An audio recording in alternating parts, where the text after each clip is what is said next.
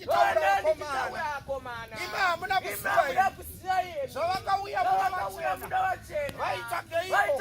vaitsvaka Bheterehema vaitsvaka Jerusarema kwete iro ramakaudzwa iro rava kutaura kuti aiwa Jerusarema neBheterehema zvigere munyika yevanhu vatema nekuti bhuku bhaibheri bhibhiri chairoro ibhuku revanhu vatema vave kutaura zvino vakazouya vakukupa iyemi nokuti kana ngirozi ukaiona unoona ari muchena ukaona Jesu unoona ari muchena ukaona Mwari wacho unoona ari muchena nokuti vakaona kuti makapusa vave kutaura saka ndine nawo yandoda kutaura vakomana pamusoro penyika yamunoda kuti musiye iyemi pamusoro penyika vakomana izwi iri ramunotevedza nhasi pamusoro penyika vakomana ndo rakambobva kumiri pamunoti kumiri kumusoro kwokomana handipo kumiri ndokuno kwainotangira Afrika vave kutaura saka ndine nawo yandiri kunzi ndigande pamusoro penyika vakomana yandiri kuti nditaure aizwayana baba yemi mukaenda nhasi kunyange mujerusarema unosvika kuine zvivakwa zvinonzi zvakafambwa najesu zvakavakwa nesimende munguva yajesu anga kusina simende ave kutaura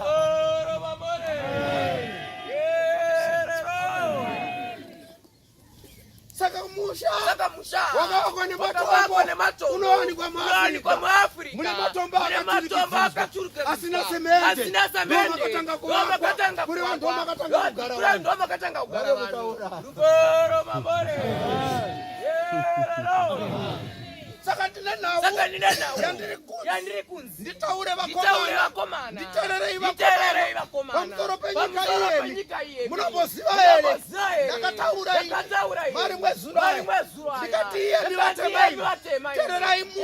munzwe vakatanga kunamata vakanga vasingageri musoro vaive nebvudzi remotsi dzaitorera vakomana dzaive ndasa musoro mavo vave kutaura chakazoita mugerwe nasigere kumasowe vakafa Jesu nekuti vanhu vatema ndovaiti kana wafirwa anogerwa mumusoro vave kutaura saka pakafa mwanakomana ibibi vakwaya vachiti namatai muchiti Mwari tinagererei tine mhosva yekudeura ropa raJesu hakuna munhu mutema ane mhosva yekudeura ropa raJesu hapana munhu mutema akadeura ropa raJesu saka maidzi ukofira mhosva dzavaridzi dzavo ivo ave kutaura ndosaka baba Johani paakauya nyangwe marange ndichitaura Johani muviri ndiye marange ndiye Johani masowe vakabva vadzibvisai bvudzi renyu vekumarange vakabvaveura vekumasowe vakadzimburai kwese kucheka kureva kuti vakanga vafirwa naJesu ave kutaura